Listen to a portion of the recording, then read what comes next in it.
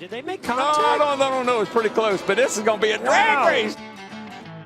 Right Look there. At this. Moves wow. him to win it. Carl Edwards bump and dump and run. Here comes Gordon right up to the bumper again. The bump and run. There it is. And Maine really turned around, made a Reilly's cage up.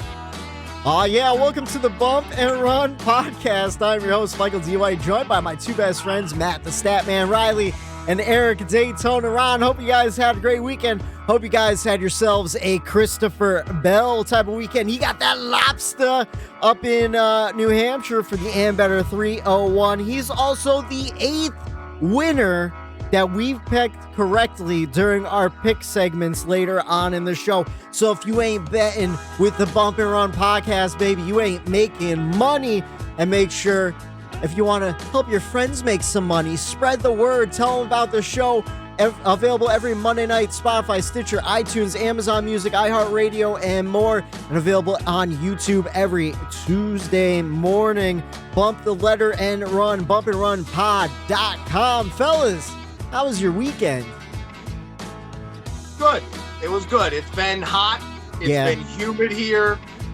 Trying to get acclimated to that for this coming weekend. Get the body used to that for being in the infield at Pocono coming up here. So been prepping for that, getting the camper ready, getting everything sorted. So pretty calm. You know, it's like the calm before the storm is usually the week before Pocono happens.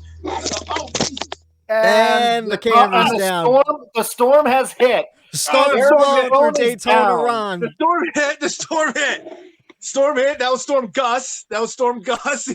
He got a hold of me there. Little Gus came through. Hurricane Gus blowing through. Hurricane Gus. It's a little early for hurricane season, but it can happen anytime.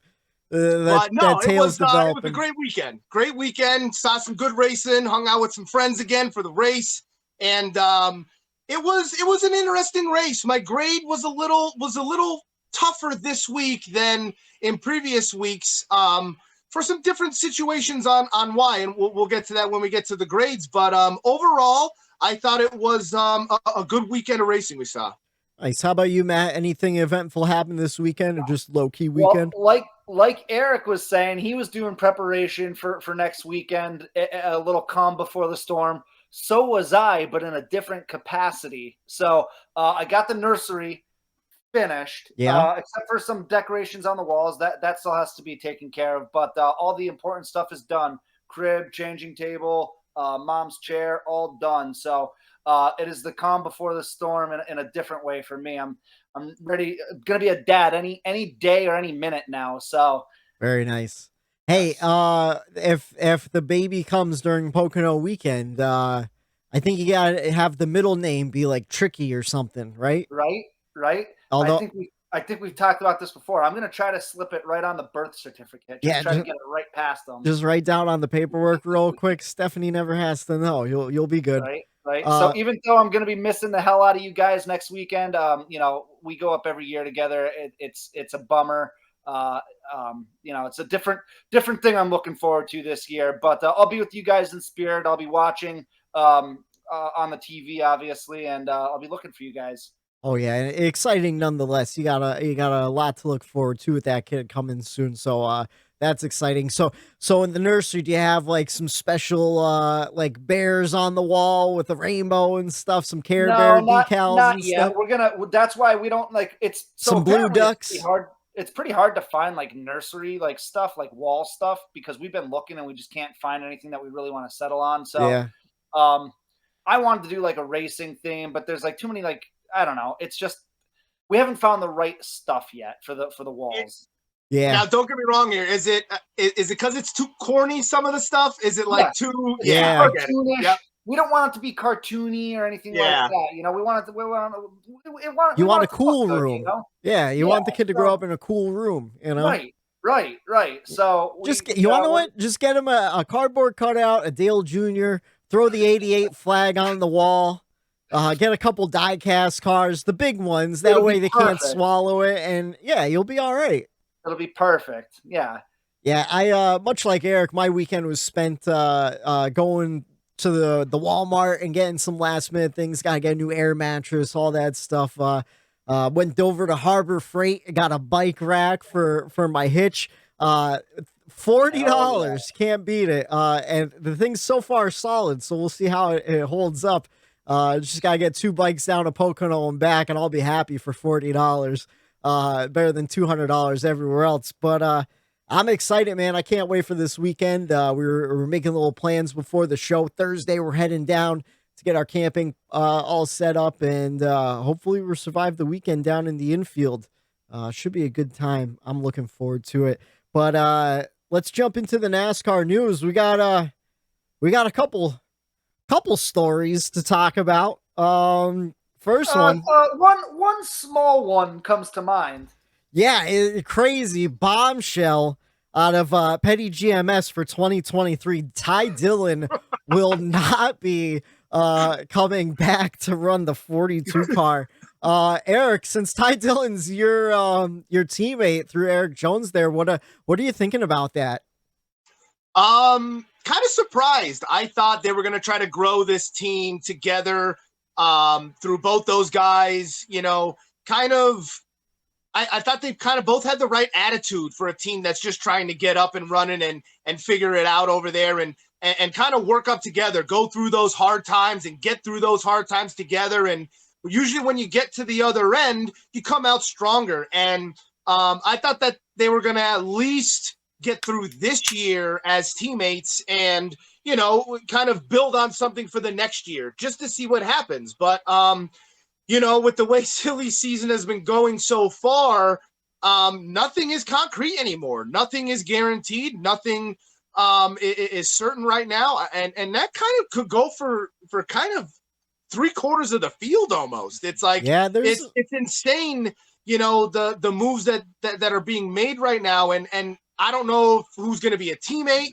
And where my head goes a lot of these times is like Eric Jones was supposed to have it buttoned up a couple months ago, and that's still not buttoned up. And it's like, does that leave the door open for Maury and Petty to get rid of that or sell to a different team or, you know, like someone new coming in? So, man, is my brain going crazy as far as this silly season stuff. And I like Ty Dillon as a teammate. I thought he gave Eric Jones that little bit of aggressiveness and kind of attitude change and adjustment that he needed to start running up front. And, you know, it's a shame because Ty, he hasn't had the best year. A couple good runs here and there, qualified well certain places, but, you know, the finishes just weren't there for him. And it's kind of night and day with him and EJ as far as the, you know, where they're at in this program between the two cars and the team. So, surprised, but now I'm kind of excited to see where this goes and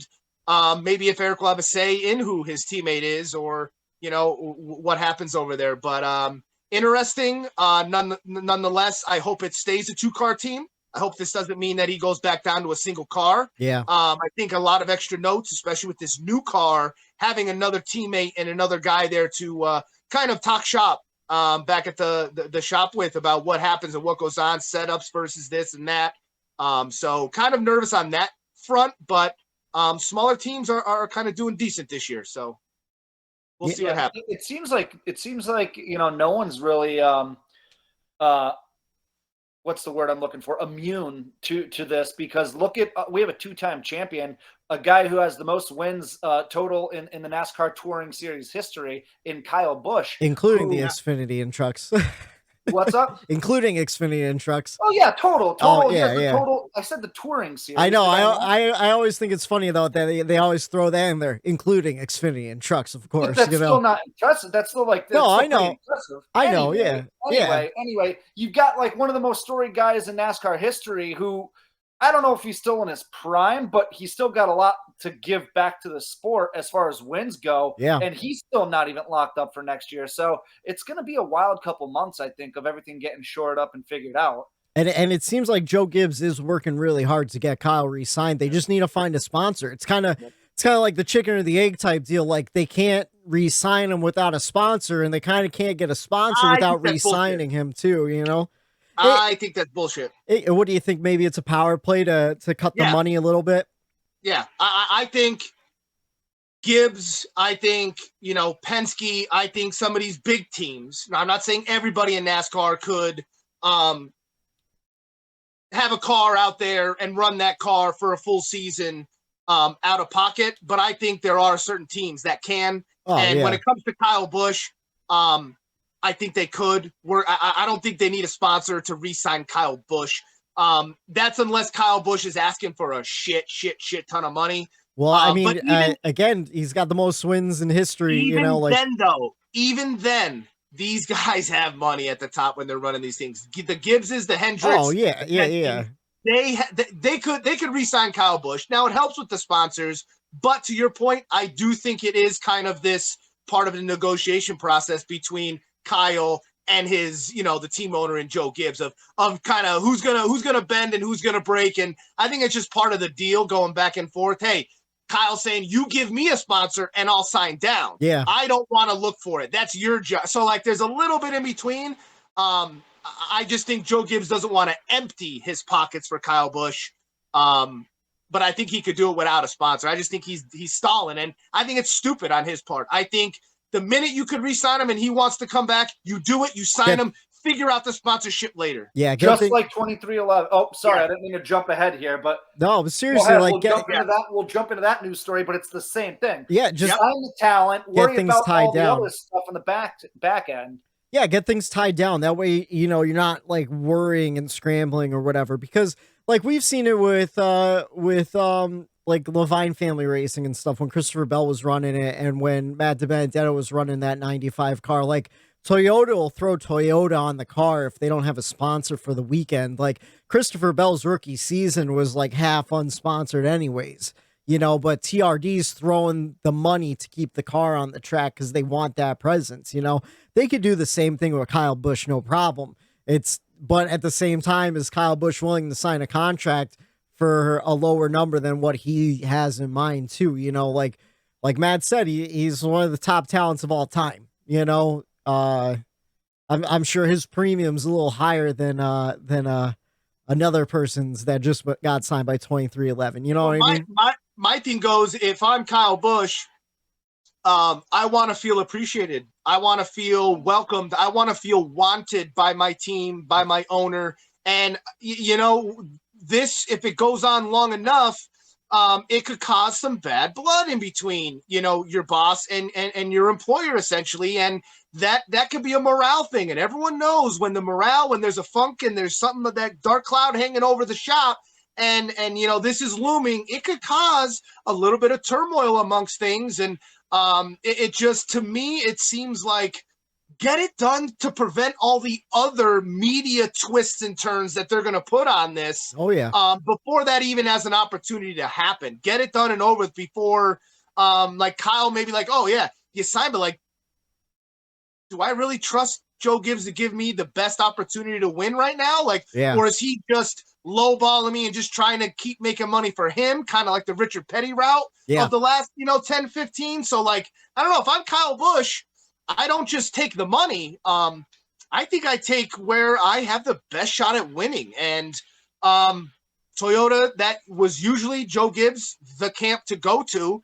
And as of recent, you don't want to hear Whitey, but they've had their struggles this year. Oh, I know for sure. I mean, I've criticized them on this show all year long, starting back in week 3 or week 4, when they didn't have a whole lot of top 10s going on. But that brings us to our next piece of news. Speaking about getting contracts signed early and getting ahead of the media, that way there's no speculation in anything. 2311, Denny Hamlin, Michael Jordan signed Tyler Reddick for the 2024 season. No sponsor, no car plan. Nothing's been decided when it comes to a crew chief or a team. Basically, they just lock down the driver as soon as his contract is over at RCR. And it makes me wonder if this is the new way that we might see silly season kind of play out, because if I'm a guy like, Eric Jones, who for months now has been trying to work out a deal, why wait this late in a season when an opportunity does come? Just jump on it. That way you have some guarantee. What do you guys think about that? And what do you guys think about the whole bombshell drop by 2311 on a Tuesday? It was wild. I think, as soon as I saw it, I texted you guys saying emergency, like bombshell, like Reddick I to didn't believe it. 2311. I didn't believe it at first. Yeah, I thought you were fucking with me. So yeah. Our buddy, listener of the show, friend of the show, Justin Pierce texted me. He broke the news to me.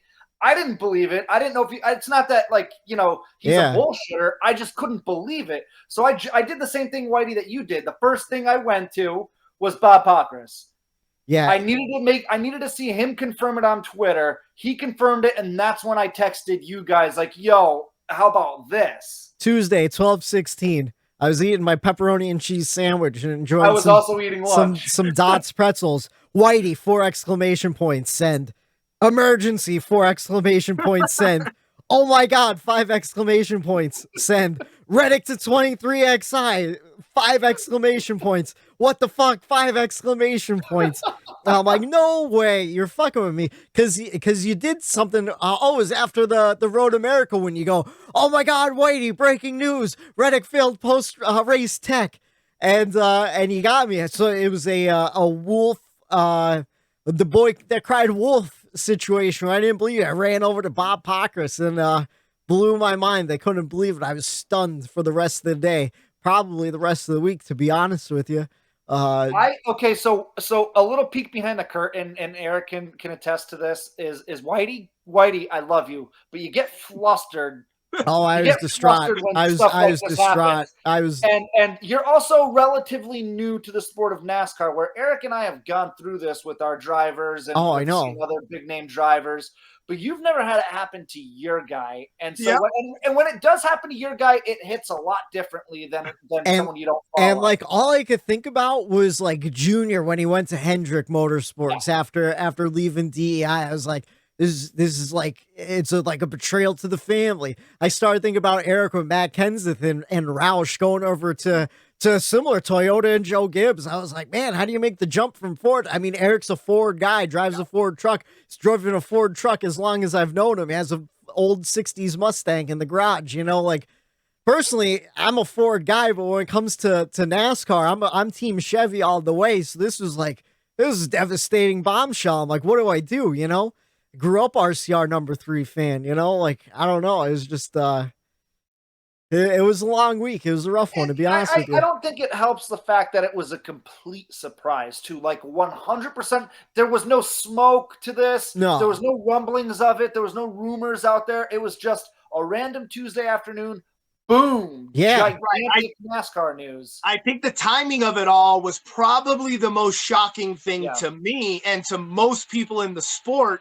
Now, I think you would agree, Whitey. I would really love to know your opinion on it. Would you rather know that he's locked in, guaranteed, right there like it is now?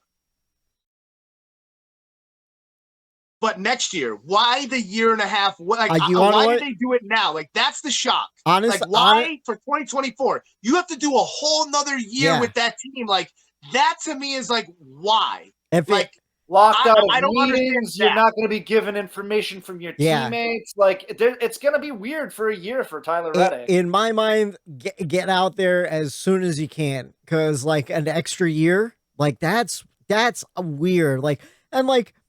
I know Reddick is going to put his all into the car no matter what. They're not going to give him their all. Why would they? But I mean, I assume that's not even hearsay. That's known. That's what happens in NASCAR. So you're not going to decades. Obviously, you're not going to be in like the meetings when it comes to manufacturer stuff. But like, they'll still have driver debriefs and all that. And I'm assuming like, unless Richard Childress as a business owner just wants to shoot himself in the foot, he's still going to have the team put out the best car he can. I mean, like the number 8 car, because the 8 car is the best car there. It's the best car they have out there. They have sponsors that they have to perform for, and you have the whole entire crew. Like we look at 2311 and the deal with Bubba Wallace's pit crew and Christopher Bell's pit crew. Like, that's still performance based too. Like you're not going to just start, fucking up on pit road because you're mad at a guy leaving, then you're fucking yourself in the long run too. your fucking whatever driver is going to take their place in the long run also, because now sponsors aren't going to want to put money into it. Now, I don't know, like there's some speculation that RC is real sour about it. I haven't heard it from any actual insider. It's always a lot of, Twitter hearsay. But who knows what he's thinking, and maybe he is ready to shoot himself in the foot. He's got plenty of ammunition. He owns an ammunition company. He'll put a bullet in there, So, like, I don't know, man. It's kind of up in the air. He's not afraid to fire at people. Oh yeah, for sure. Hold my watch. Like, I don't know. It's just like I would rather it be done with at the end of the year. Make your playoff run and get out. I couldn't imagine being anyone in that organization right now for a full year after that. Maybe was that a storm warning coming through? Maybe as the year goes by, like you kind of forget about it and you just, you put your nose to the grindstone and you get to work. But like, certainly the next couple of weeks are going to be real awkward. I'm sure it was real awkward walking into the garage this weekend for the first time, but they still put a good car out there. They just had some issues on pit road. Not confirmed, but I'm pretty sure he ran over Austin Cindric's locking wheel nut when Cindric lost that wheel and kind of messed up his suspension, and that put him back. I think he slid through the boxes too a couple times, but like, I don't know, man, just a weird situation. I've been in, you guys know, I've been up and down all week. I'm trying to think positive with it, I'm trying to just, hope someone goes into the 8 car that I like, and I'll just root for both. But I think it'll come full circle, because like I was in the same boat 2 years ago. Same situation, and now you could see it too, because you remember when I went through that. So it's the same thing. You come around, you'll see the light in it. You'll take the good stuff out of it. And, to your point too, which was I was going to make, RCR is going to want to have Tyler run the best he can in that 8 car next year. Yeah. If I'm him, I want that's almost like, hey, there's an open ride. Yeah. And look what ride you could have. He's going to want to try to entice the best talent that he can to that 8 car. So I don't think between the 8 and the 3, it's not like a Hendrick or like a Gibbs where like, oh, we're giving one car more than the next. I think the 8 and the 3, they're putting their all into them, They're putting their all into both those cars, no matter what they have. They're giving it their all. So I just think it's going to be the awkwardness, which I wouldn't want. It just kind of, like you said, it just feels like a betrayal. Yeah. You just kind of have to it feels weird. It is. It's real weird. I don't know, man. I don't know. That's the problem too. Reading Twitter rumors and stuff and so-called insiders and everything. You never know who's bullshit and who knows what they're talking about. But supposedly, allegedly, on one of the tweets I read, Richard Childress was furious about it. Like they found out an hour before the press release with 2311. And personally, I think that's kind of a shitty way to do business too. I think you should have gave him more of a heads up, So I don't know what actually happened in the walls of RCR, but if it went down like that, that rubs me a wrong way, pulling for a guy that would do that, Yeah, but guess what? He had every opportunity to fucking bring the bag out and re-sign the guy that he already had, and he didn't lay everything he had on the line for Tyler Reddick. Yeah. And once Tyler Reddick sniffed that, he's like, well, you're not willing to keep me. I'm already here. You have me here. Yeah. I'm your driver. I'm in your shop. Mm-hmm. What are you doing about it? Yeah. And obviously he felt jaded by that and said, you know what? You don't want me that bad. Yeah. I'm going to take the bag somewhere else. And that's the thing in too. a way, good for him. I wouldn't have been able to I wouldn't have picked loyalty to RCR over the bag he probably got to go to 2311. And that's the thing too. Changing deal what he just did. And I think anybody's taking that. And that's the thing too. They don't really release numbers as far as what they're getting paid, but the rumors are he's a top 5 or 10 highest paid driver now. He got top like 5 or 10 money. Well, so the puzzle pieces all fell into place, and it was almost a pickle lane last week too. I was listening to Door Bumper Clear 2 weeks ago, and they were talking about how Tyler Reddick, after the win, is about to become a top 10 paid guy. Kind of dropping those little hints because, they obviously know what's going on behind the scenes with a lot of stuff. And then in our personal text message, we were going through, we were talking like, oh, Eric Almirola might stay for next year. Maybe they put him in the 10, maybe SHR sniff around trying to get him. Bowman's contract is up in 2023 also. Maybe Hendrick wants to pull Reddick in. You never know what would happen with that. So, and I even text, I go, I will be happy as long as it's not Joe Gibbs Racing. And sure enough, he's going to an affiliate team. And I'm trying to look positive, I don't know. It's just, it's Dude, crazy. They have the speed. This week? The speed. Oh, yeah. They showed out, so a little bit of strategy, misfortune this week. And, they could have another win in their stable. So get another year and a half of expertise and of those teams coming together, the pit road mistakes getting hammered out and the speed formulating more and more and more. Dude, I'm telling you, man, like, I know it stinks right now, but give this a chance, dude. You get Reddick is a pure talent. He's a top 5 or 10 driver. He's a top 5 or 10 talent-based driver in the Cup Series. He will be okay. I'm telling you, it'll be weird. It'll be a weird adjustment. I get your whole thing with being a fan of RCR, the team itself, but Reddick's going to be just fine at 23:11. And that's why I try to tell myself. I was even looking at Kurt Busch's card yesterday during the race. I'm like, I guess Toyotas kind of look cool. They got a cool front end. I don't know. Their cars look absolutely sick. Dude. Yeah, I love the Toyotas. I'm just trying to get into it. But it's still weird. It's like it's like getting broken up with, and you still have to see them. I don't know. I want to know what the team dynamic is, and you never know his reasoning too. Like Richard Childress, I heard a quote from before Road America where he's like, they're offering Tyler the moon, and I don't have the moon. So was it a money deal? Was it? Oh, I don't know if RCR is really going to progress. A couple things. Listen, I'm an RCR fan too, going back to the Dale days. Yeah. But if you look at 23:11 compared to RCR is the old team, I guess you can say. They're established. 23:11 is this new sexy thing. They have a higher ceiling to rise.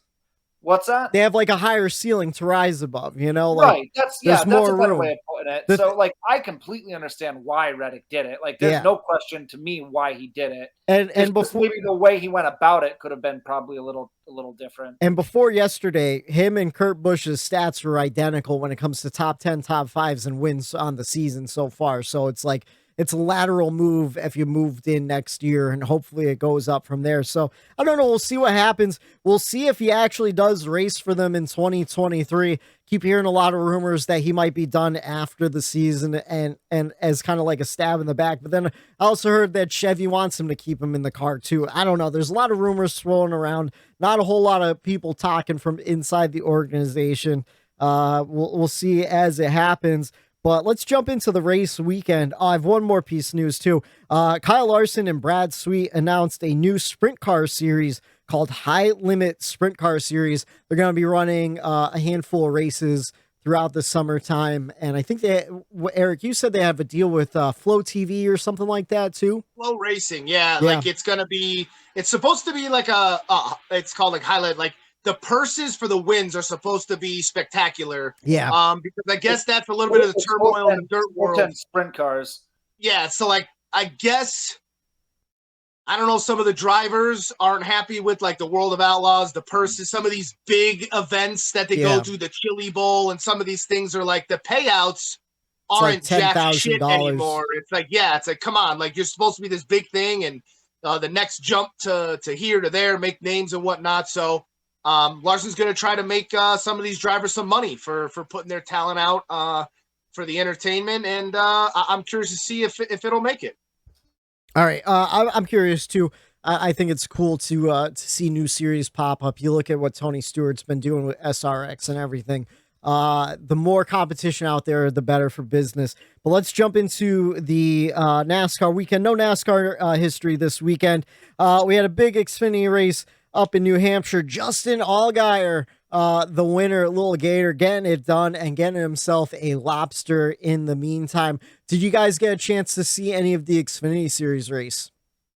No, I caught a little bit of the beginning, and I felt bad. Justin Allgaier took out, I forget her name. She was driving the 45 car. But he just drove right into her. Yeah, the Harvard grad. Yeah.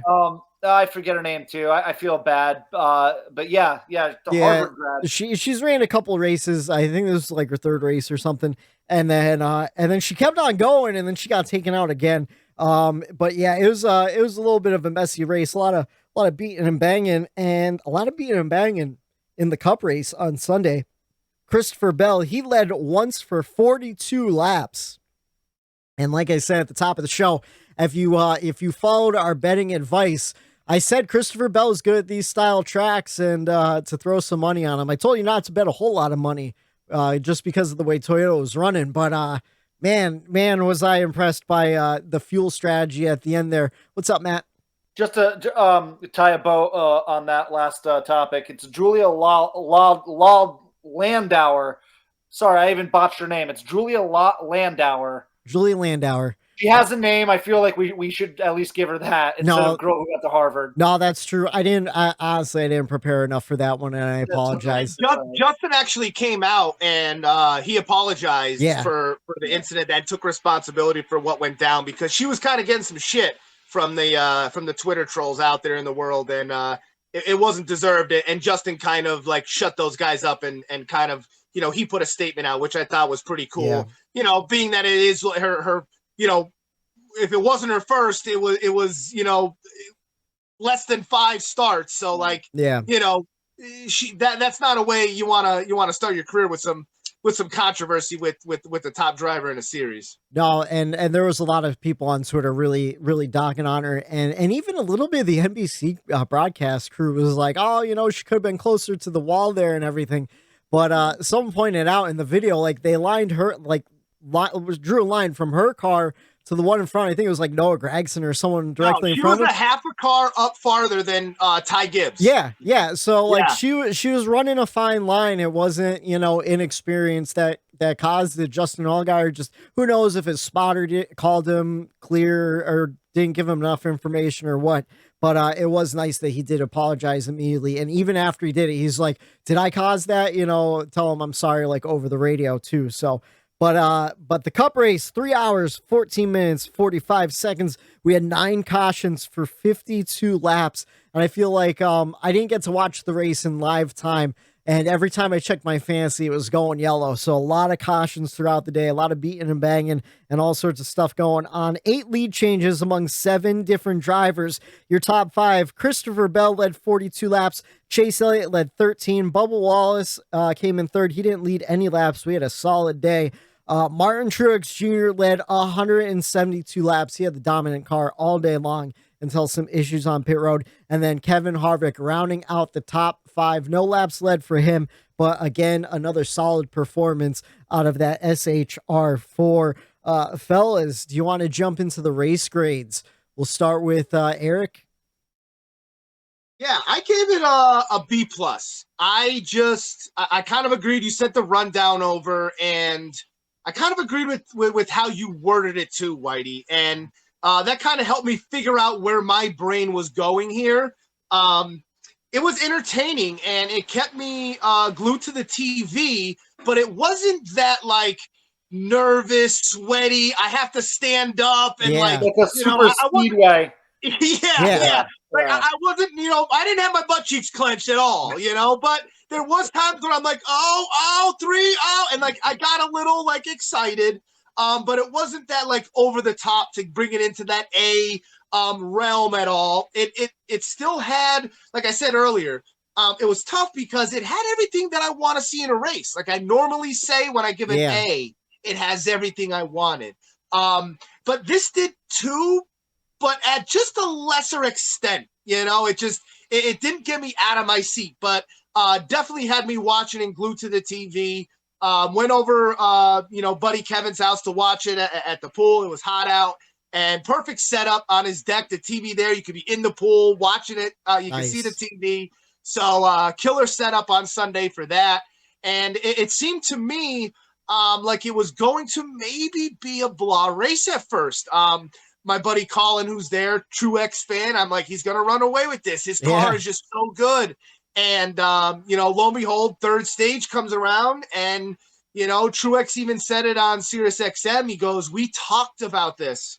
We talked about it during the week. How do we finish the race? Because that's where they always had issues. They would dominate, lead stages 1 and 2, and come stage 3, what do we do there? So they used to get beat on pit two road tires. Yeah. So they took 2 tires, but man, those 2 tires just didn't do anything at the end. Too long of a run maybe at the end for the 2 tires. Nah, I think it screwed up the balance of the car too, and he got stuck in that dirty air, and the car was driving all crazy and stuff. Yeah. So I gave it a B+. But one of the things that I liked was I don't know how to word this without sounding like tinfoil. All right. I was glad to see that NASCAR. Now you'll know this from the past. Let's go back 6 years ago. Yeah. There would have been a phantom caution out at the end of that race. Yeah, for sure. So glad that they just let that go green Let naturally. it play out. Because I'm like, they're gonna throw a caution, right? Like there's no, with 40 to go. Oh, they're gonna say there's debris. There's gonna be debris. Just the way the race was building too. Yep. It was like, where is this caution gonna come from? How are they gonna do it? What are they gonna do? And it just never came. So that actually made it more interesting for me. Like, I like that. Like, it wasn't a crazy, controversial. Like, if put it this way, if Bell or Chase didn't win that race because of a late race caution and some bullshit, I would have been pissed. Yeah, you know what I mean. Like, I like that it went organic. If we finally saw a race with a long green flag run at the end, a nice battle at the end, strategy to set up and play out. The strategies tend to set up all the time at these racetracks, but do they always get to be played out as they're intended without a caution? Yeah. No, they don't. So I was kind of happy to see it go green. Not as crazy ending, but it was refreshing to not see NASCAR throw that phantom. Oh, yeah. Speaking of refreshing. What flavor pole you're drinking tonight, Matt? Speaking of refreshing, we've got the black cherry, ice cold polar seltzer. Very nice. That's the first flavor of seltzer, polar seltzer I've ever had. That one's always a go-to. Yeah, it's one of my favorites. But to Eric's point with the phantom caution, I know Larry Mack wasn't in the booth today because it wasn't a Fox race. But I was listening to Larry McReynolds on Friday on Sirius XM, and I believe one of his Larry McNuggets that he does around lunchtime was like the final caution at New Hampshire always comes with like 10 to go or whatever, just setting up for that late race restart and drama. But I'm going to give my race grade. I also gave it a solid B+. But like you mentioned earlier, I had a hard time at first, like trying to think, because I was like, well, what was it, a B? Am I grading it too high? I enjoyed it, but there wasn't a whole lot of super excitement, but then it hit all the boxes that I like that it hits. So like you said, like, we saw a lot of drama throughout the day with different accidents and dust ups.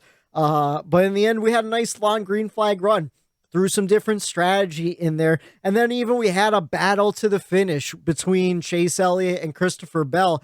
And I was surprised, like they kept it mostly clean, but they were dooring each other every now and then, showing a little aggression. And usually you don't see that out of either of them, and it was fun to watch.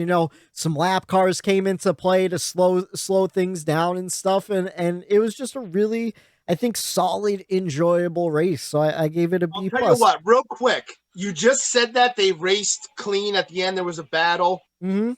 Something I noticed and picked up on was you really got a clear indicator of how different drivers race other drivers. Oh, yeah. At New Hampshire, that showed big time. Yeah. You saw Chase not give a shit about dooring some of those guys on his way through the field. Yeah. Joey Logano. Yeah. And I'm like, okay, so Chase knows, okay, this is how Joey would race me. I'm going to race Joey this way. Yeah. And because you saw him go by other cars, and Chase just passed them normal, waited a couple laps and got around them, because that's how they would have raced Chase. So, I loved seeing Christopher Bell and Chase kind of racing around these other guys and the different ways that, like, it's not like, okay, Ross Chastain where he's aggressive with everybody. Chase and Chris and some of these other guys, you were able to tell how that competitor races with him, which it was kind of neat to be able to pick that out.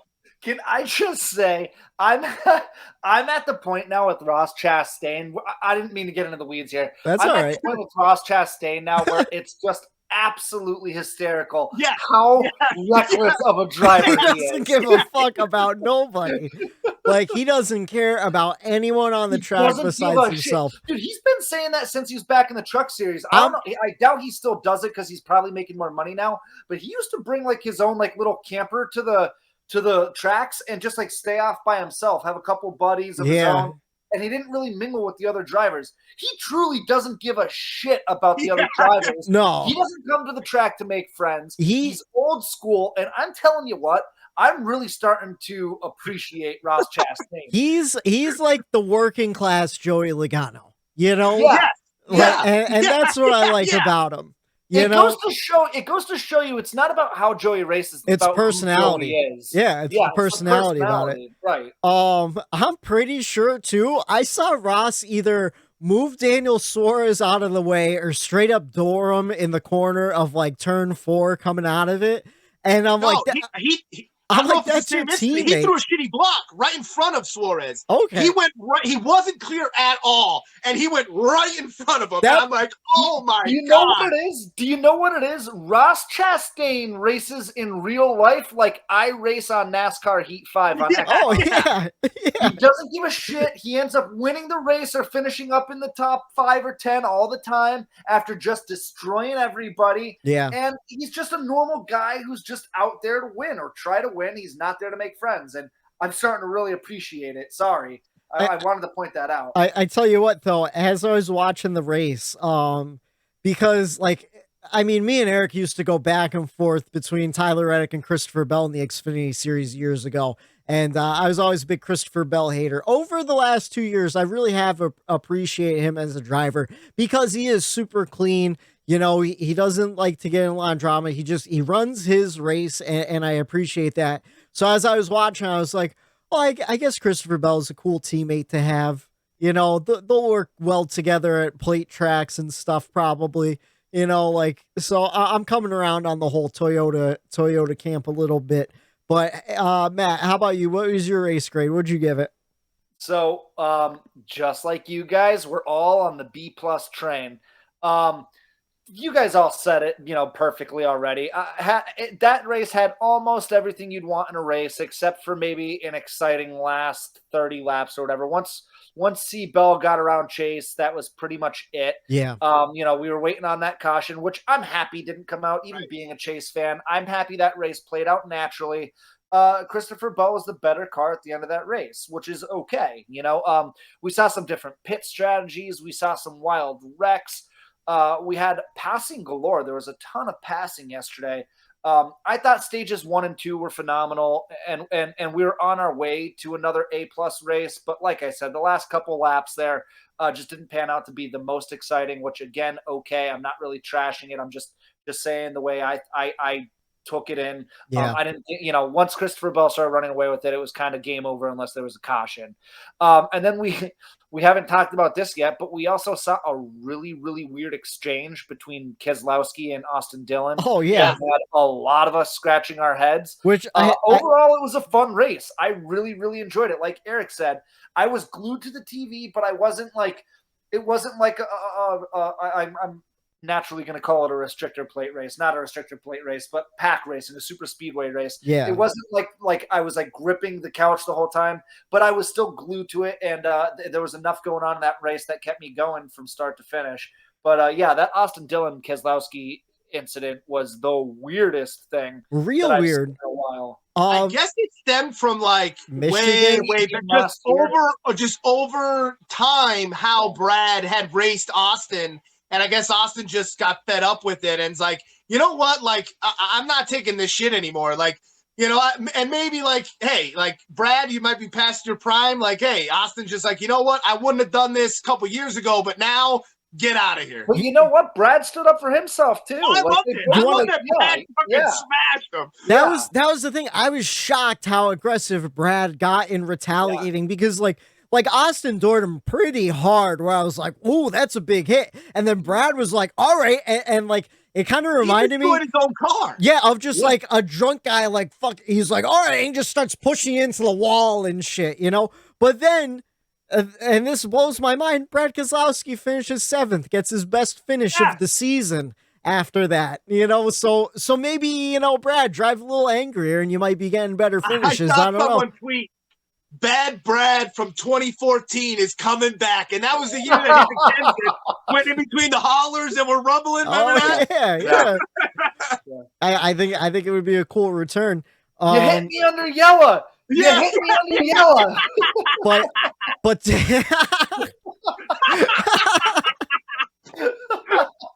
oh, the Yellowwood 400 at Talladega. Oh man. Do you remember that hit though between Austin Dillon and Brad Keselowski last year at Michigan? Yeah. Like that was a nasty wreck coming to the green white checker during a stage finish, and I don't know, who knows.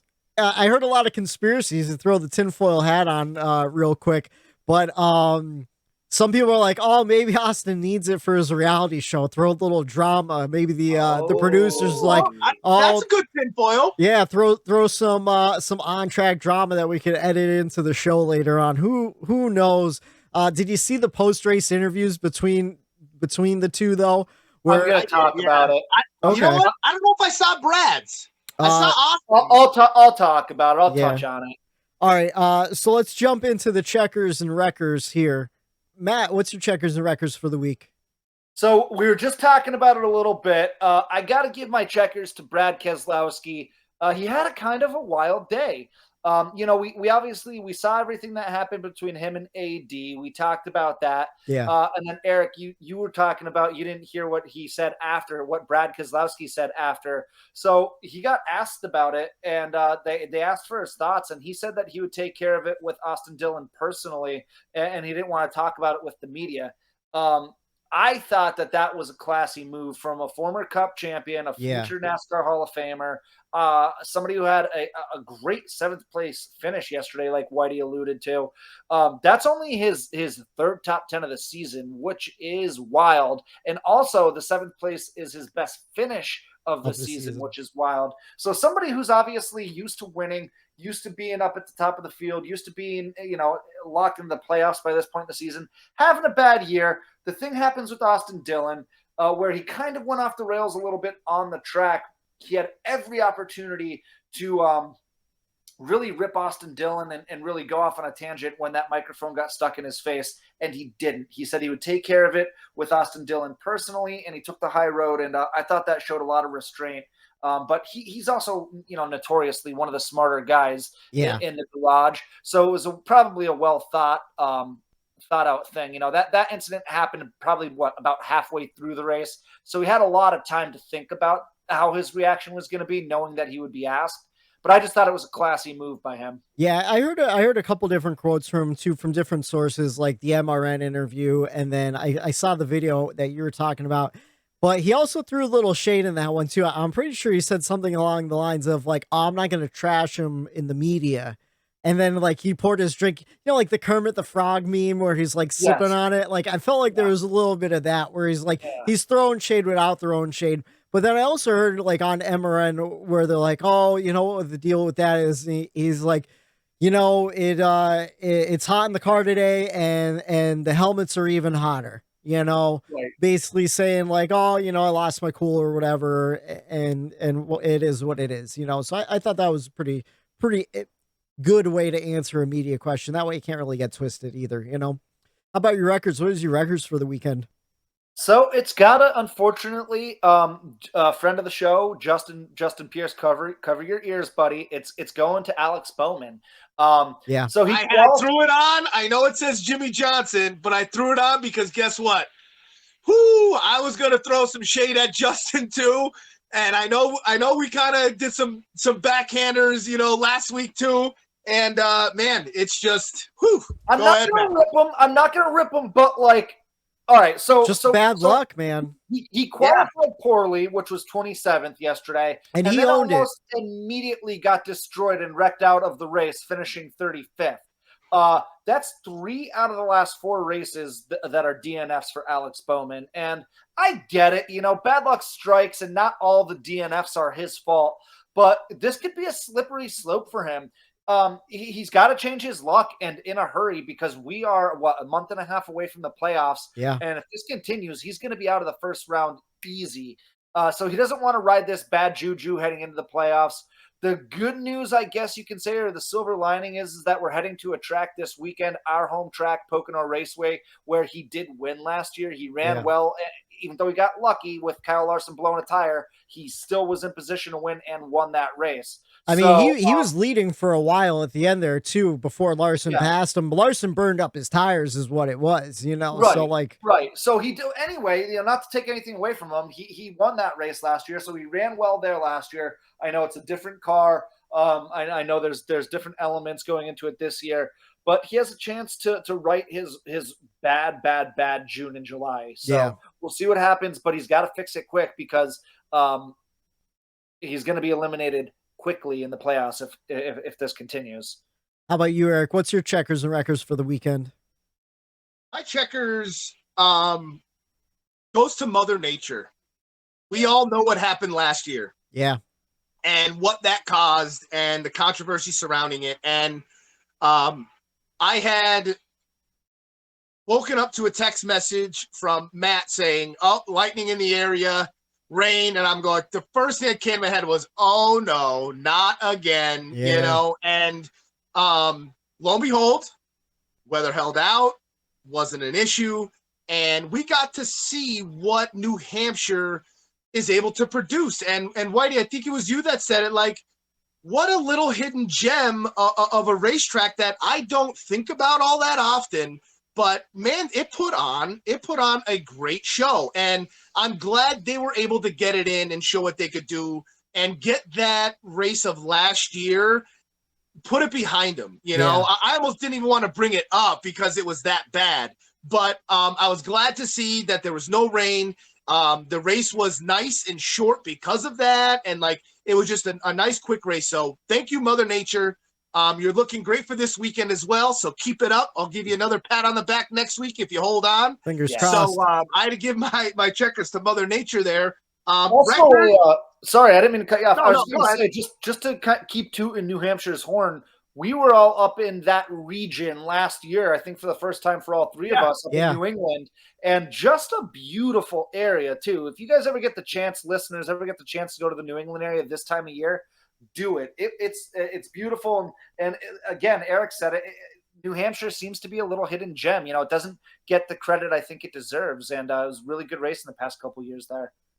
Yeah, I think it definitely produces a lot of great racing, and it might be a little underrated, to be honest with you. Well, we need it for the East Coast. Like the fans over here were slowly losing our races. You know, Dover loses one, Pocono loses one. The Canadian fans, they were there in droves. Yep. At New Hampshire. New Hampshire lost one too. They used to have 2 a year. Just so, years ago. These fans, and I feel like they're showing out. You know what I mean? And they're just still getting dates pulled away. And I just hope the Northeast keeps this. The racing up in this area. It's kind of shocking. Yeah, I haven't heard any plans of New Hampshire going away at all. And like Matt said, the Canadian fans really show up. They come over the border. It's a big race for them. And I know, Pocono, we just lost our date from last year. We had 2 dates. Now we're down to one. Dover, the same deal. But that Dover crowd, when we went down there, was absolutely amazing. And if you go on Pocono's website right now and try to buy tickets, there's no tickets available on the website except for in the 200 section. So the whole 100 section, the 300 level, all the club seats, all the boxes, I'm pretty sure camping's sold out, like everything's sold out. So people are definitely coming out and supporting what we still have. And we just got to keep doing it, just keep supporting the tracks. Blend too always seems to get a really, really good crowd. Oh yeah, absolutely. How about your wreckers? What's the wreckers for the weekend? I was gonna go Bowman, threw on the old 48 shirt. You know, it worked with Whitey. You bust balls, maybe, you know, There you go. Get Bowman out of this funk that he's in. Yeah. It's just bad luck to be happening now. But on the other side of it, maybe it's better to get those cobwebs all cleaned up and all those bad things, get it out of the way now before playoffs even start. But I'm one that wants momentum going in. And this is where my records is Blaney. I thought he was going to get hot, and I thought he was going to go on a tear here. I know the summer's kind of just starting, but, you know, the playoffs are going to be here before we know it as well. And, you know, he was a lot of our favorites to make the Final Four. He was a lot of our, you know, favorites to win multiple races this year. And he's running absolutely phenomenal. But as of late, this to me is crunch time. And like I said last week with Chase, gets over turmoil, doesn't let shit get to him. The stage is never too big for Chase in that 9 car. We're seeing that right now. This is a year. This is a make or break year for Blaney mentally, if he could get over, and he needs to talk to his good buddy that's in that 9 car and maybe get a little bit of confidence boost, a little bit of, reassurance that, you know, you're supposed to be here. Look at how you're running. Don't let this get to you, and go out there and, you know, grab the bull by the horns, essentially. And I want to see if Blaney could do that. But right now, leading into the playoffs, he's not running his greatest, and he's right there on the cut line, which is shocking. And I know we'll get into that. So, man, would it be a shame? But Blaney just, like Bowman, maybe not all of his doing in these finishes and the races he's been having, but the time that I wanted to see Blaney step up and somebody's going to step up, it's either not happening right now, or I'm hoping to see it over these next 4 or 5 races here. It's like when you lose your puppy, you know, you can't go out and look for an hour and then give up and you're sitting on the stairs. You got to get your ass up and find that fucking dog. Blaney, you gotta find victory lane. You know, last year you're coming off one of your best seasons ever. The only season you had multiple wins in a season, and then you're following it up with very consistent points days and no wins. Like, come on, man, get it together. Find that fucking win. Maybe it'll happen at Pocono. Who knows? We'll see what happens. My checkers. There's a segment of our listening audience has no idea reference, and you don't have to say where it's from either. Just let it go. You can Google it. Yeah, you'll get a good laugh. Google that whole entire quote.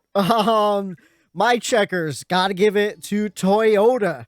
Last week, Christopher Bell's tire and Denny Hamlin got my records, but I have to give Toyota their due.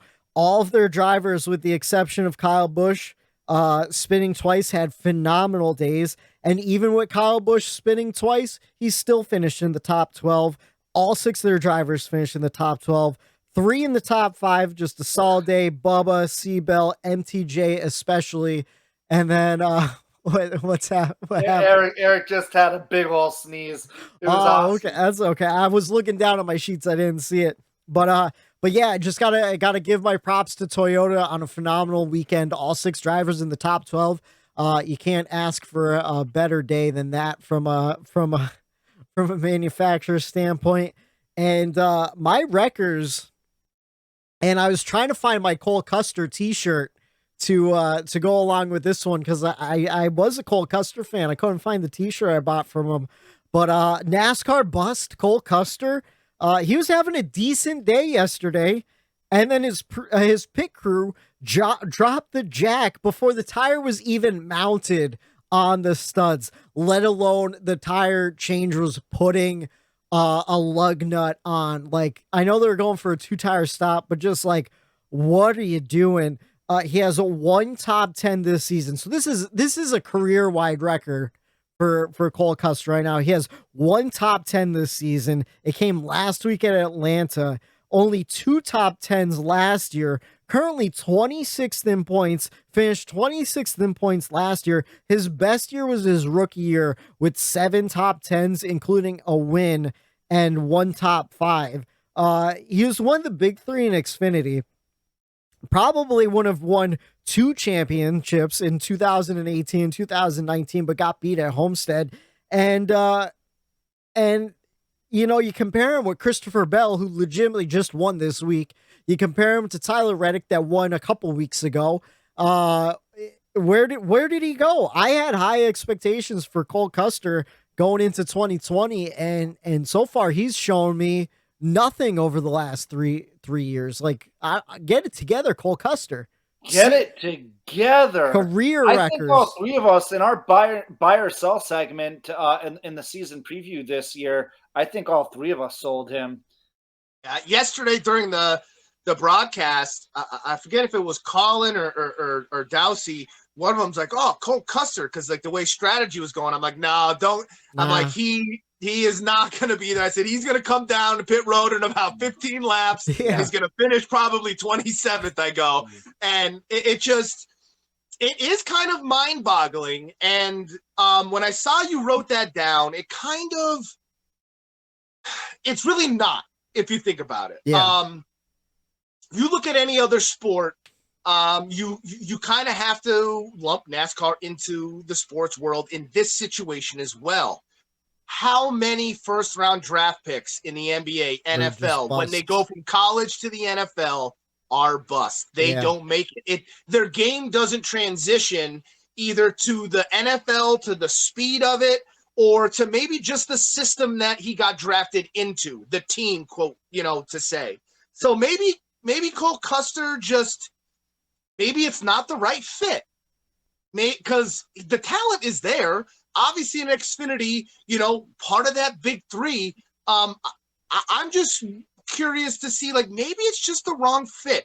I'm seeing a lot of Ricky Stenhouse Jr. in Cole Custer's career, where great Xfinity careers, transitions the Cup, gets a decent ride, but just doesn't ever perform like he did in the lower series. Struggles to put it all together. Right. Yes. And I think just like you saw with Suarez, I think you go back, he's going to leave Stewart-Haas. He's going to go to a backmarker team, kind of revive himself, maybe the Joe Nemechek route in the trucks or something, and then maybe figure it out somewhere else. But I don't see him staying in that 41 car much longer with the results. That's where nepotism comes into play, though. You look at our NASCAR history from last week, who was making the announcement that Tony Stewart was moving over to Haas Automation Motorsports. It was Cole Custer's dad. Like I hate to pull the whole nepotism thing, but that 41 ride is Cole Custer's as long as he wants it. I feel like, they're just going to keep putting Haas Automation on that car and funding it for him. I would like to see him pull the John Hunter Nemechek route, go back down to Xfinity, maybe revive the SHR Xfinity program and just run really well and kind of do a Justin Allgaier, just be the veteran down in the Xfinity series. Because I feel like that's the thing, like all these drivers want to be Cup drivers, but like you said, sometimes there's a bust here and there, but he might be good in Xfinity. He might just, not have quite that little extra that you need in the Cup series, I don't know. It's one of those things to ponder. It's just, I saw him running well yesterday, and then just watching that pit stop and the tire, like the jack man just dropping that jack, and the tire carrier still holding this brand new tire, like didn't even get on the ground to mount it up. And I'm like, what are you guys doing? Just disappointing to see.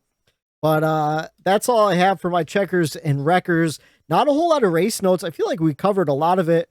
The only other thing I had of note, Kurt Busch had a great day, led 40 laps, but of course he was on that different pit strategy. But he would still finish 10th, even pitting under green.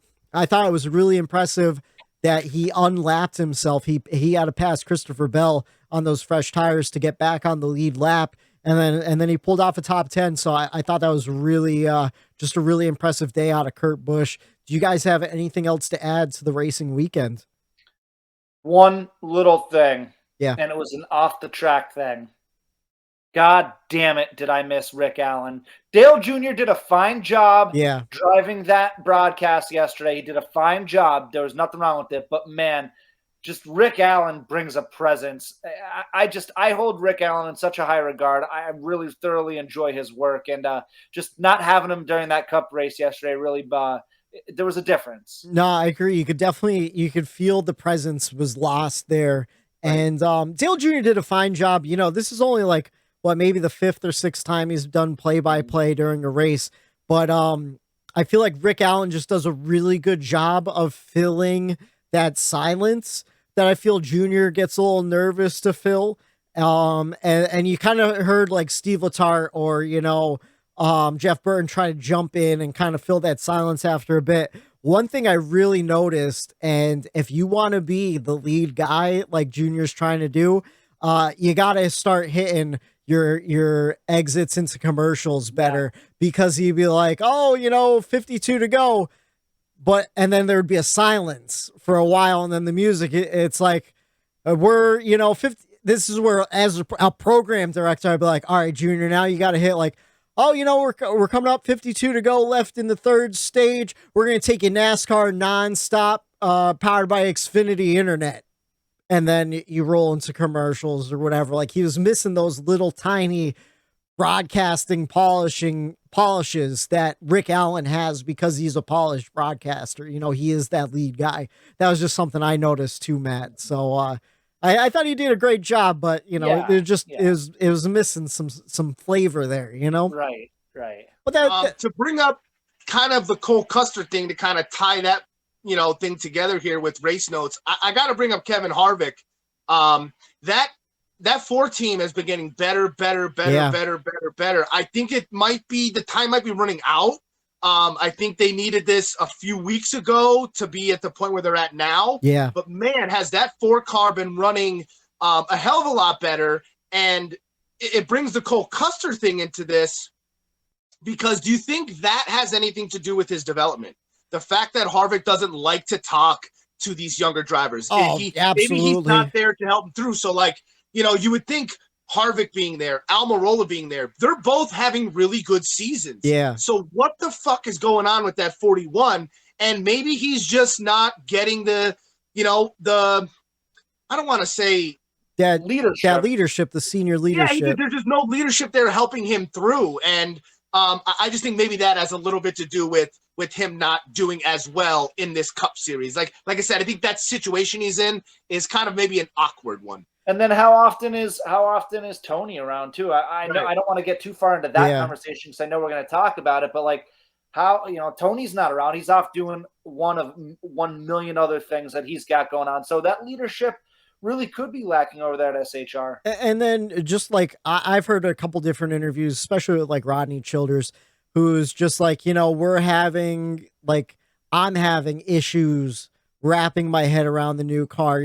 My old ideas don't work. I'm not as quick and resourceful as I used to be, where things are kind of slowing down for him as a crew chief too. So that could kind of play into it, because like, he's one of the greatest crew chiefs, I think, in the last fucking 20 years, just some of the innovations they've done over there, and maybe those innovations aren't there. And now the box is a lot smaller to work into too, so I think that could be causing it.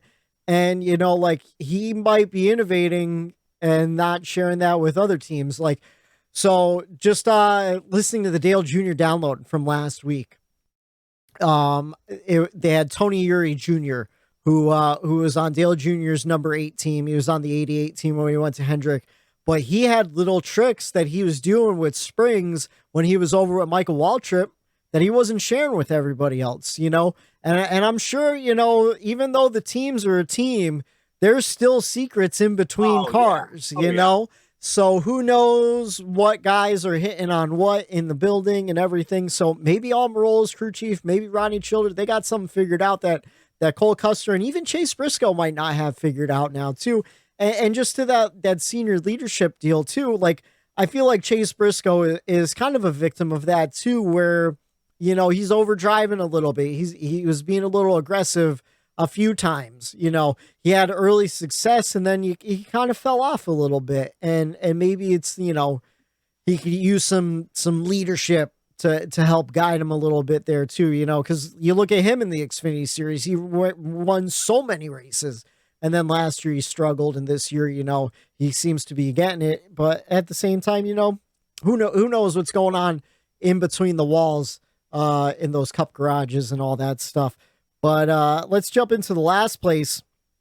Everyone loves to talk about the winner, Christopher Bell, on a Monday, but we also like to talk about the loser. And this guy who came in last week also came in last this week, so I didn't even have to change the sheet too much. BJ McLeod for the second week in a row. He's our last place driver. Of course, he got caught up in an accident with Ty Dillon, Alex Bowman, and Josh Bilicki. We mentioned it during the Wreckers with Alex Bowman. And I mean, we kind of mentioned is BJ McLeod winning our Get It Together award for the year so far? It's got to be him, and Corey LaJoy's got to be close. Yeah. No, Corey LaJoy is definitely up there. BJ McLeod, I feel, is a victim of circumstance of just being in the back. Oh, no, I'm just talking about, didn't we say the whoever got the most last place? Oh, you got to get it together. Okay. Yeah, you got to get it together award. I need to get it together because I forgot from week to week. Your head's in Pocono, brother. There's nothing wrong with that. I'm already thinking about our picks in the pick lane. Speaking of pick lane, the choose cone is out. I got a couple for you. We brought this up a couple weeks ago. I feel like I'm always a couple weeks too early with these pick lanes, so let's revisit it. We have third and fourth in points right now in the regular season without a win on the cutoff bubble for the playoffs. Is this exposing a major flaw of the win you're in format? I know we have a new car. The playing field has definitely been leveled in terms of first-time winners and new winners and all that stuff. We're sitting at 14 different winners this season.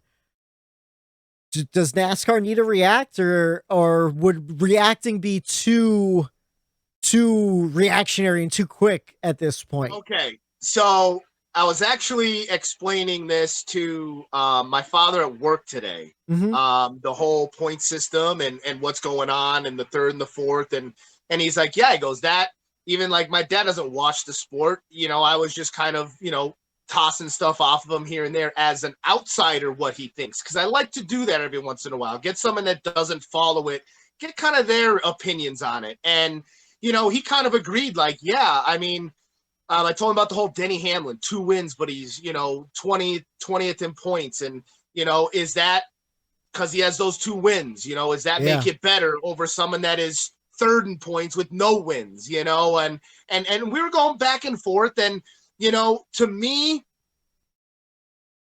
I want to see NASCAR talk about it.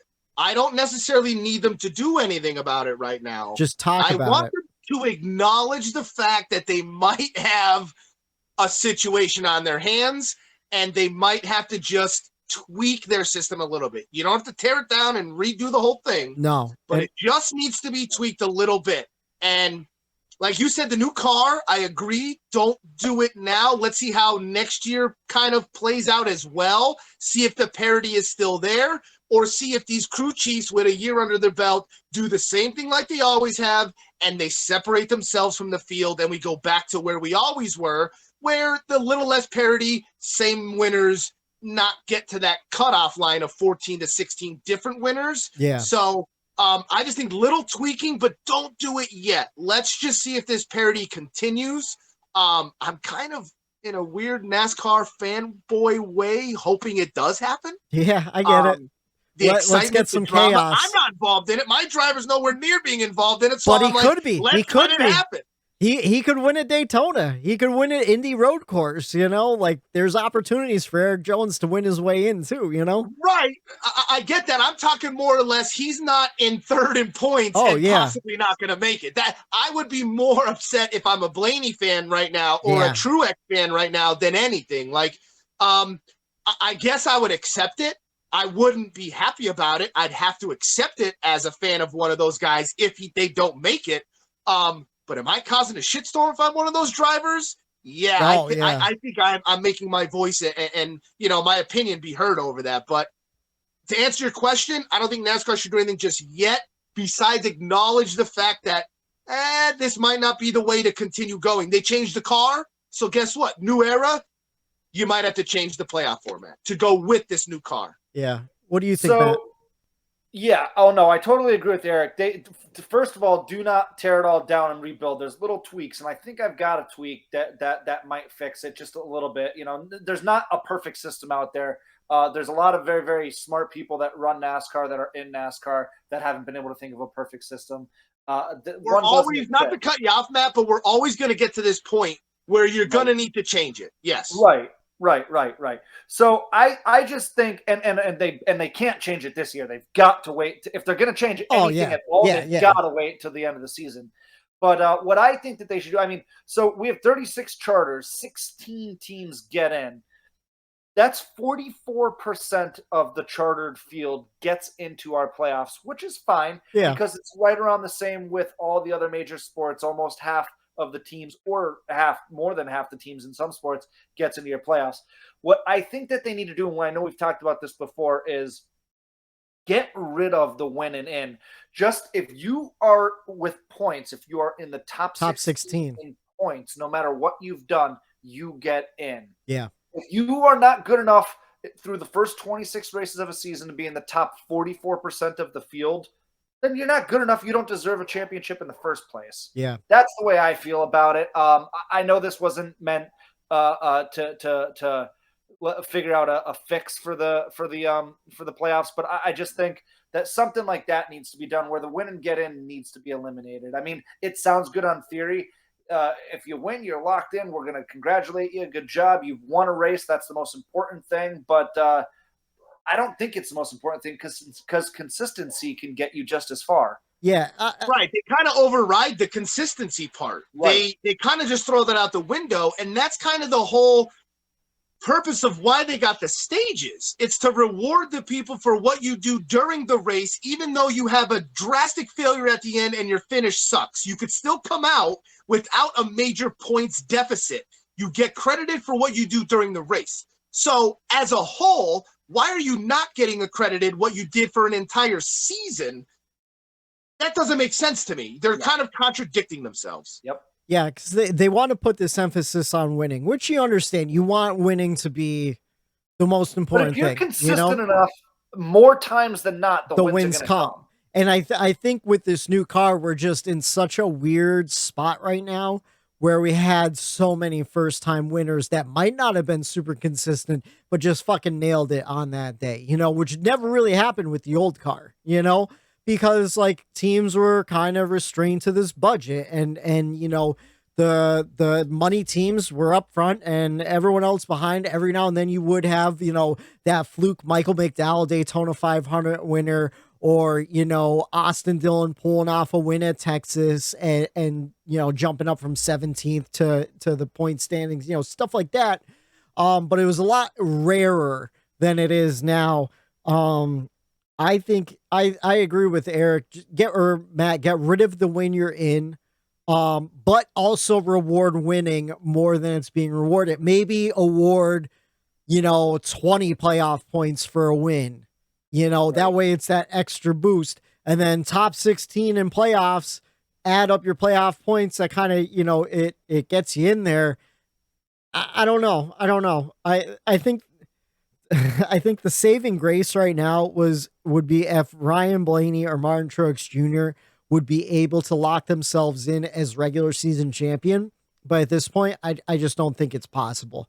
I think that they've built too much of a gap in between where they're not going to catch Chase for that regular season championship, because I would have liked to see that where we get 15 winners or 16 winners, but then someone locked in without a win, without a regular season, gets the regular season championship, automatically locks you in anyways, even without a win. So I don't know. There's a lot of things. The thing though, that I'm curious to hear your guys' thoughts. So everyone says the NASCAR chase format was a reaction to Matt Kenseth winning the championship without winning a race, just being super consistent, really earning a championship the old way, and they kind of said it was a rush to judgment. It was one of those things. And then throughout the years, they would make tweaks here and there trying to fix it. this was all during like the drunken Brian France era, you know? So like, I mean, I don't want to talk shit on Brian France, but like the guy obviously had a substance abuse problem. You know, he had to step down because of it. And these were changes that were made under his direction.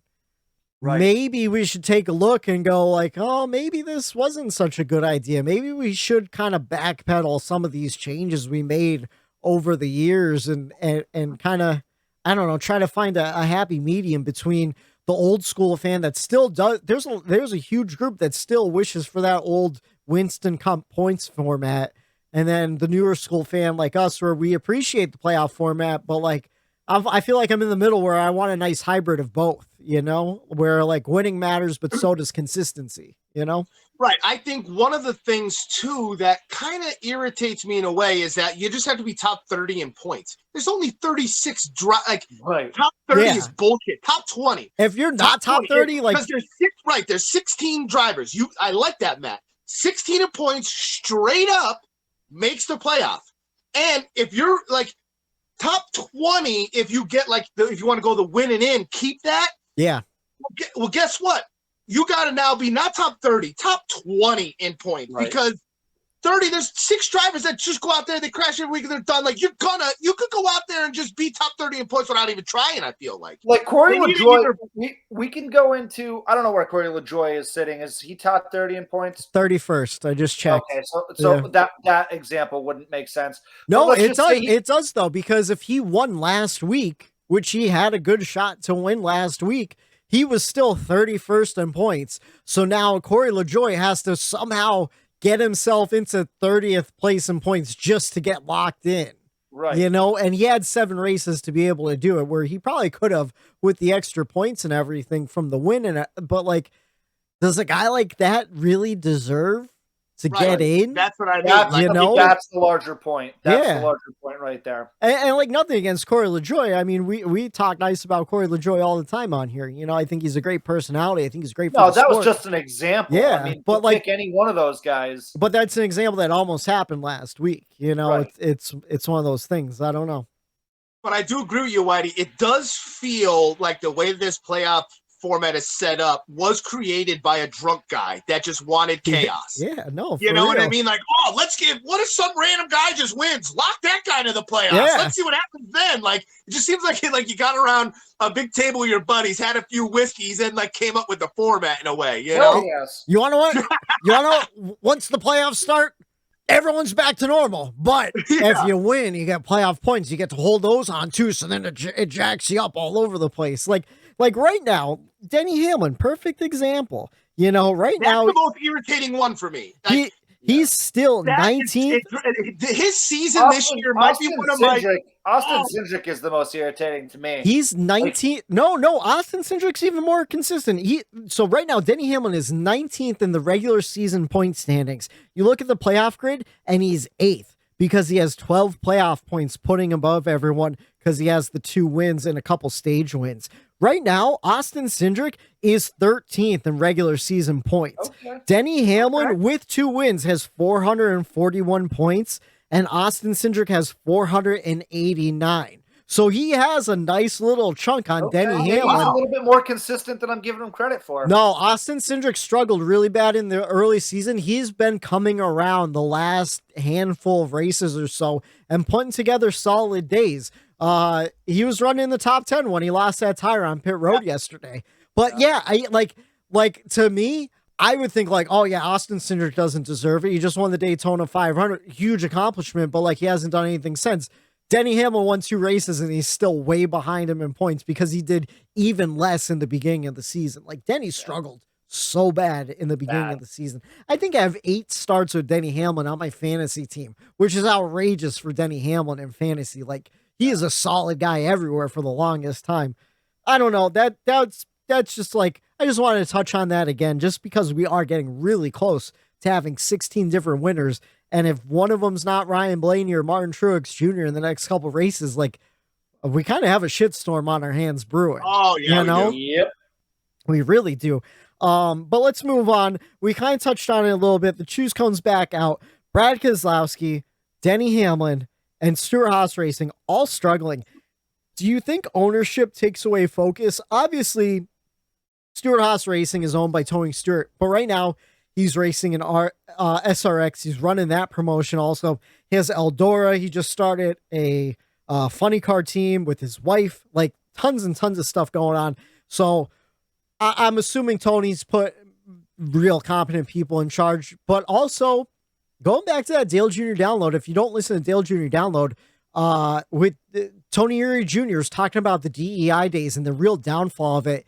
He's like, we just need an Earnhardt in the building to show some leadership. Like, he was going to pay Kerry Earnhardt just to show up. He's like, I'm not even involved with DEI. He goes, it doesn't matter. Just walk around and pretend like you're in charge of something, just for that little, like, leadership is important. Yeah. And even if it's not like making decisions, just the illusion of leadership in the building does a lot. It's kind of like, I don't know if you guys ever saw the movie Clerks. Clerks is one of my favorite movies of all time, but the guy works in a convenience store and he doesn't care. He puts a bunch of money on the table. He goes, take your change. Just don't steal from us.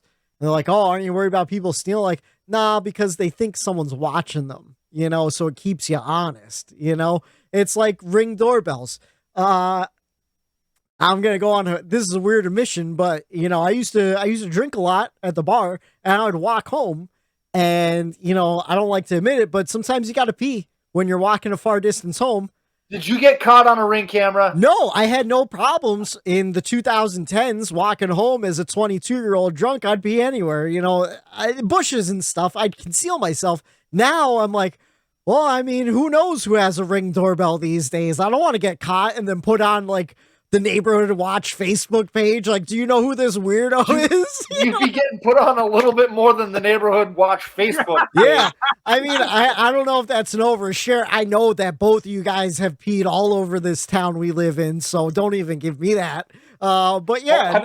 I didn't deny it. No, I'm just saying, but like just that illusion, like people think they're being watched, so they're going to be on their best behavior. That goes for like people slacking off on a team. I'm not going to say like people at SHR are slacking off or anything, but like, just that added presence. And then you look at Denny Hamlin, his second year as a Cup owner and his Cup team's been struggling and he's been struggling, but the manufacturer's been struggling. Brad Keselowski, first year as a Cup owner and the driver, and he's really been struggling. So do you think there's something there or do you think we're thinking too much into it?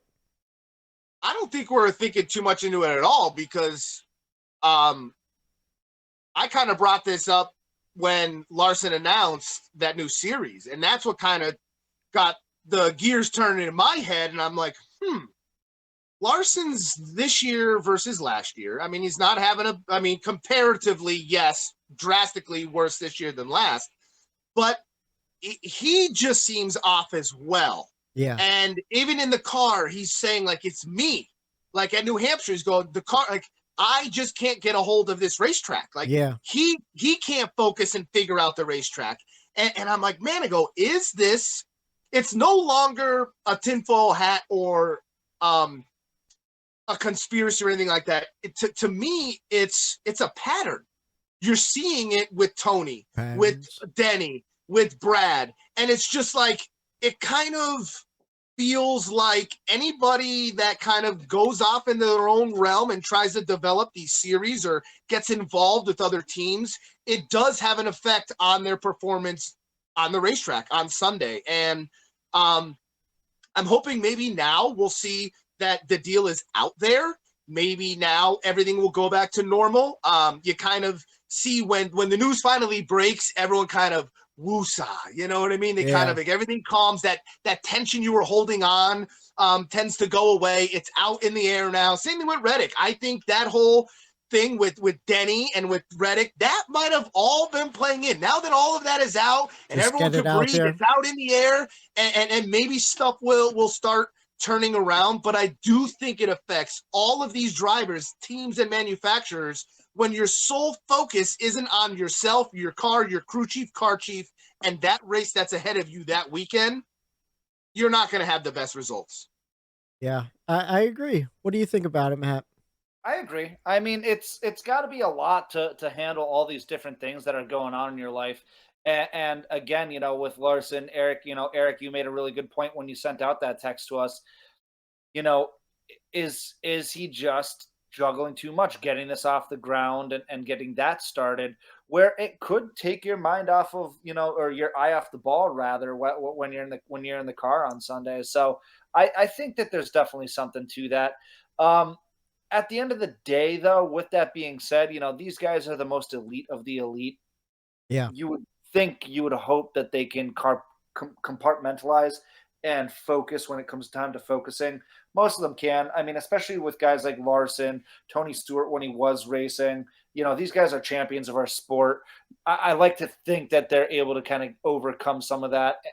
And when it comes down to racing, they can do it. But, you never know. I mean, look at Junior towards the end of his career. Or, once he started JRM and he had that going, like, he wasn't winning a ton of races either. Is there a correlation to the ownership and the juggling too many balls and lack of wins? I think it's possible. I think these drivers need to head over to that 43 garage stall and get some focus factor come Pocono. I think Boom. There is a product drop right there. I think that's a good idea. And speaking of Pocono, we are heading to the Pocono Mountains of Long Pond, Pennsylvania. Trucks on Track Saturday, 12 p.m. for the CRC Brakleen 150. It's also the regular season finale for the trucks on FS1.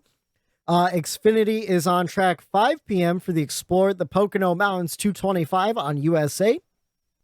And then Sunday, we have Cup on track 3 p.m. for the M&M's Fan Appreciation 400, also on USA. And practice and qualifying will be on Saturday between the truck race and the Xfinity race. That's 2:35. We got some picks to go over. I was the big winner this week because I picked the winner correctly. Christopher Bell, he won at New Hampshire. He got me 47 points. Matt, though, you won the weekend with Martin Truex Jr. He didn't win the race, but he got you the most points with 53. It's not all about wins, buddy. It's about points and consistency. Got to get those stage points. You lock him in.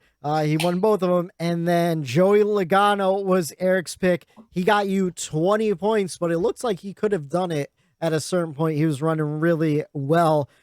So Eric will pick first. I'll pick second. Matt will pick last. But first, Matt, give us those stats for Pocono. Give us those betting lines to see who we're feeling this week.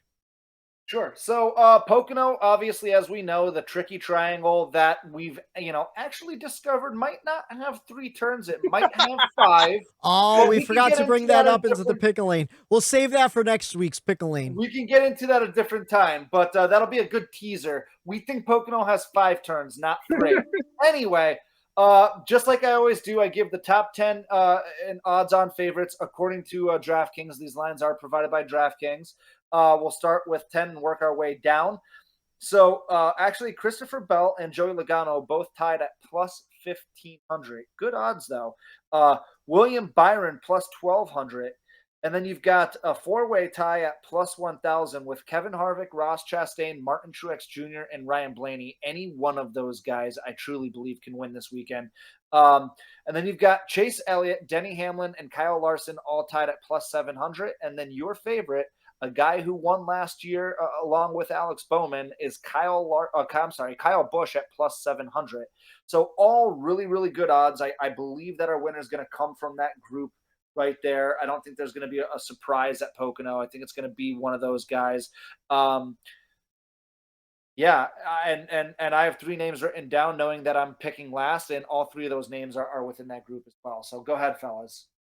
I have yet to pick this driver this season. My first time picking him. I think the cloud is over. He got it out of the weeds. He started a dirt series, and he is going to get back to his form for the playoffs. And I am going with, he blew his tire, but that number 5, Kyle Larson. All right, that's interesting. Very interesting. Very interesting. I am going with the dominant manufacturer from this week. I'm going with the Toyota driver. I want to say Kyle Busch. I don't think he does it 2 years in a row. I'm going to go with Martin Truex Jr. to lock himself into the playoffs. Toyota knows how to set up for Pocono. They always do really well there.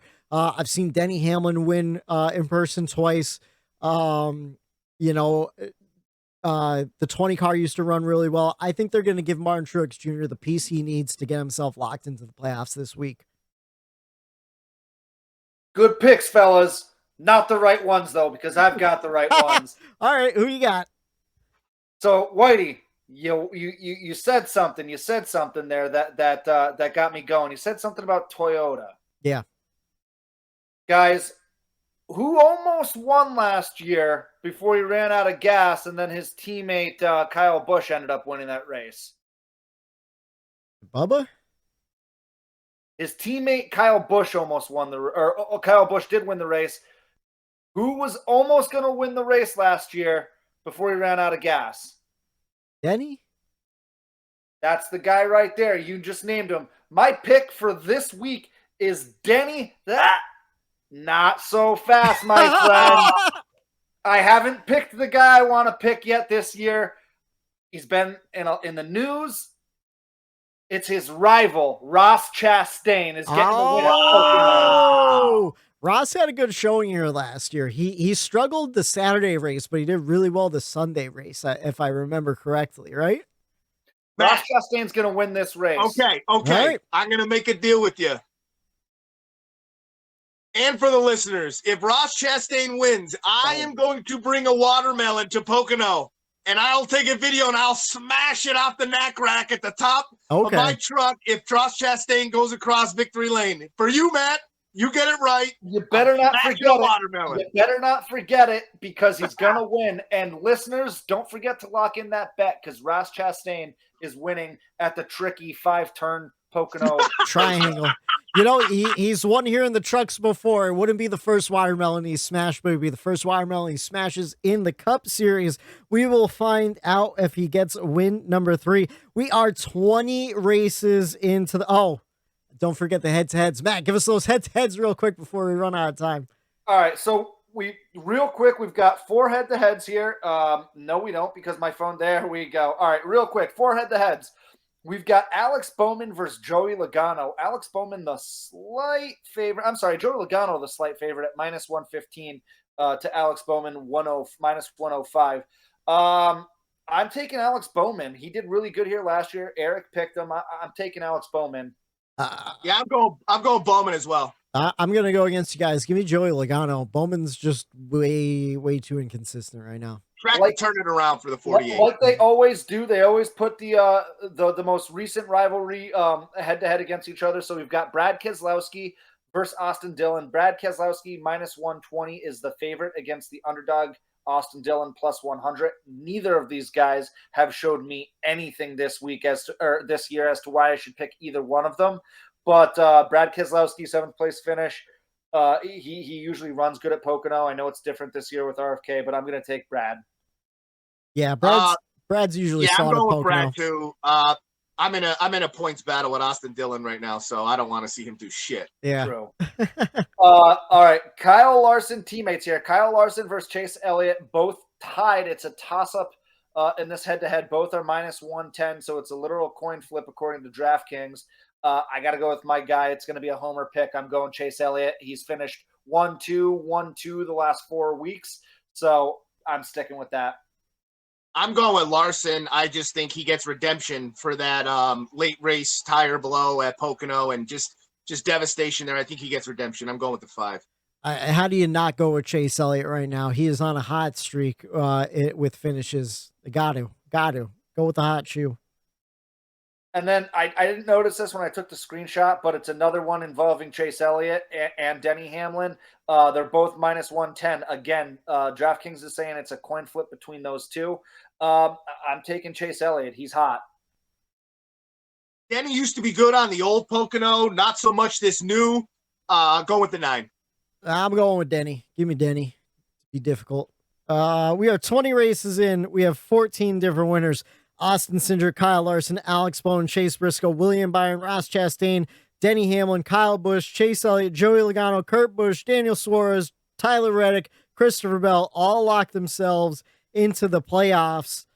I don't even remember who you guys picked. I picked Ross. I picked Kyle Larson. Will Kyle Larson get redemption for hitting the wall last year and get the win at Pocono he deserves?